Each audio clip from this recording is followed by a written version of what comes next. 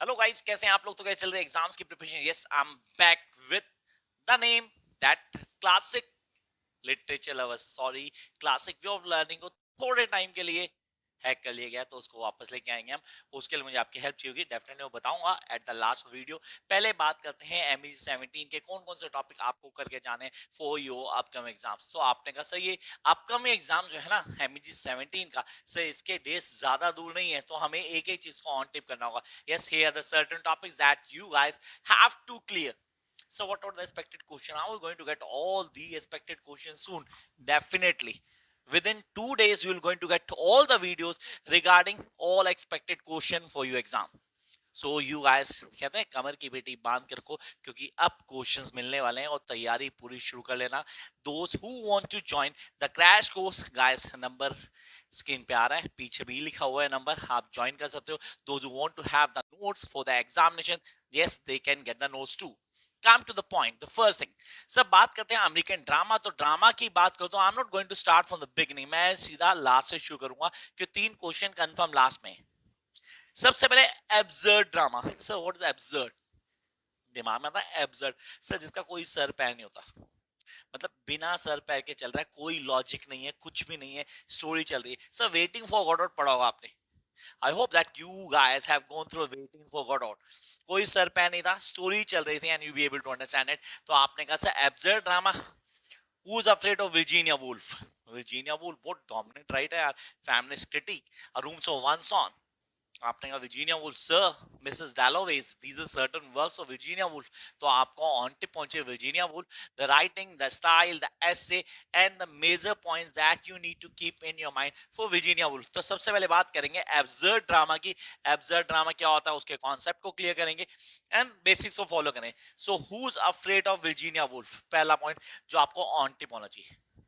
Come to the second one, that is expressionism. ये expressionism है क्या, इसको कैसे क्लियर करेंगे? There lots of things that's come in the mind of students regarding expressionism. Sir इसको ना समझने के लिए द एम्परर जोन्स की स्टोरी को ऑन टिप करना होगा, और इसका क्वेश्चन 100% एग्जाम में होगा, 100%. I repeat. तो द एम्परर जोन्स आपको ऑन टिप होना चाहिए.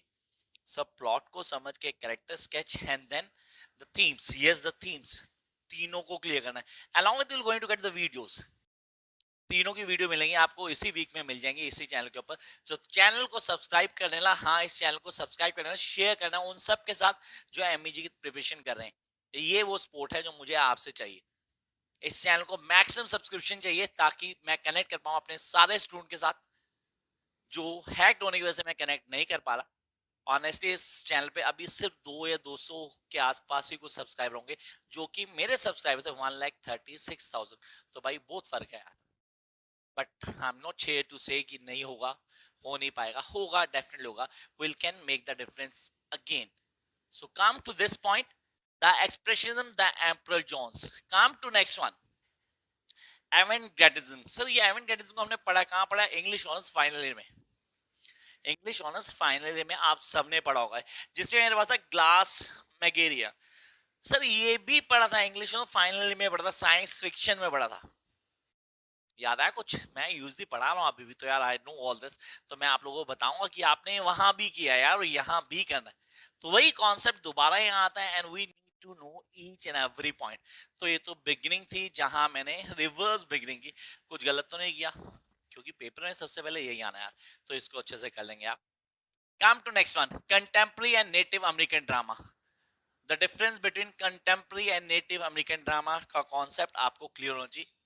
यू नीड टू नो क्या डिफरेंस है, कैसे काम करेंगे, कौन कौन से पॉइंट्स ऑन टिप पहुंचिए, और कौन कौन सी चीजें हमें आनी ही चाहिए.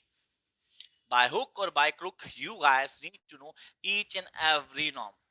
आपको सारे टॉपिक्स पता होने चाहिए, क्या करने हैं, कैसे करने हैं, करने का तरीका क्या होगा, क्या बेसिक फॉलो होगा, उनको रूल आउट करो.